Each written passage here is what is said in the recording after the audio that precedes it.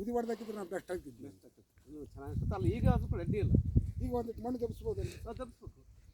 ನಾಳೆ ಗೊಬ್ಬರ ಹಾಕಿದ್ದು ಮುಂದೆ ಗೊಬ್ಬರ ಹಾಕಿದ್ರೆ ಮಣ್ಣು ದಬ್ಬಿ ಬಿಡೋದು. ಮಣ್ಣು ದಬ್ಸ್ಬೇಕು. ಈಗ ನಿಮ್ಮ ಬಡ್ಡಿ ಮಣ್ಣು ಕೊಟ್ಟಪ್ಪ ಇನ್ನೂ ಸ್ವಲ್ಪ ಚೆನ್ನಾಗಿ ಬರುತ್ತೆ. ಈಗ ಗೊಬ್ಬರ ಆಡಿಗೆ ಸೈಜ್ ಬರ್ಬೇಕು. ಇರ್ತೈತಲ್ಲ ಆರಾಮ್ ನಂದಿದೆ. ಎರಡು ದಿನ ಇವತ್ತು ನಿನ್ನೆ ಬಿಟ್ಟಿದ್ದೆ ಸರ್, ಇವತ್ತು ಬಿಟ್ಟಿಲ್ಲ, ನಾಳೆ ಚಾಲು ಮಾಡ್ತೀನಿ.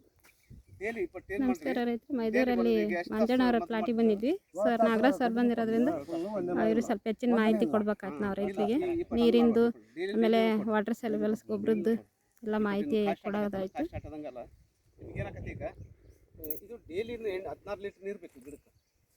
ಡೈಲಿನೂ ಬೇಕು ಒಂದು ಗಿಡಕ್ಕೆ. ಹೌದು, ಒಂದು ದಿನ ಪ್ರತಿದಿನ 16 ಲೀಟ್ರ್ ನೀರು ಬೇಕು.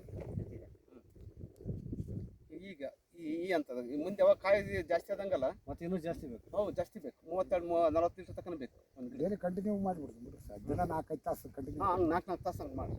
ದಿನ 4 ತಾಸು. ಯಾಕಂದ್ರೆ ನೀರು ಪ್ರತಿದಿನವೂ ನೀರು ಬೇಕು. ಅದು ಕೂಡ ಈಗ ನಾವ್ ಹೆಂಗೆ ಮನುಷ್ಯರು 7 ಲೀಟ್ರ್ ನೀರು ಬೇಕು ಹಂಗೆ. ಮೊನ್ನೊಂದು 2 ದಿನ ಮಳೆ ಹಿಡ್ಕೊಂತಲ್ರಿ, ಈಗ 3 ದಿನ ಕೊಟ್ಟಿದ್ದೀನಿ. ಅಲ್ಲಿವರೆಗೆ ಕೊಟ್ಟಿದ್ರು ಡ್ರೈ ಆಗಲಿ ಅಲ್ಲ, ಡ್ರೈ ಆಗಿ ಮಾಡಿದ್ವಿ. ಬಟ್ ಇಲ್ಲಿಂದ ಇನ್ನೇನು ಫ್ಲವರ್ ಸ್ಟಾರ್ಟ್ ಆಗತ್ತಲ್ಲ. ಅಲ್ಲ ಮೊನ್ನೆ ಗೋಧಿ ಗಟ್ಟಿ ಆಗುತ್ತೆ, ಮತ್ತೆ ಅಳಿನೀರು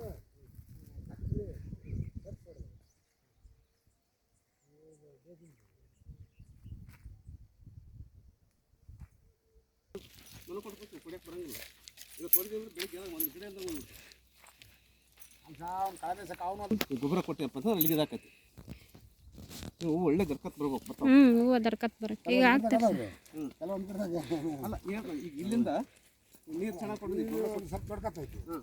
ಒಂದು ಇದು ಇವಾಗ ಒಂದು ಬಲಿಷ್ಠ ಅದು ಇಲ್ಲ. ಅಂದರೆ ಇಲ್ಲಿಂದ ಸ್ಟಾರ್ಟ್ ಆಗತ್ತೆ. ನೀರು ಜಾಸ್ತಿ ಕೊಡೋದು ಗೊಬ್ಬರ ಕೊಡ್ತೀರಿ. ಗೊಬ್ಬರ ಈಗ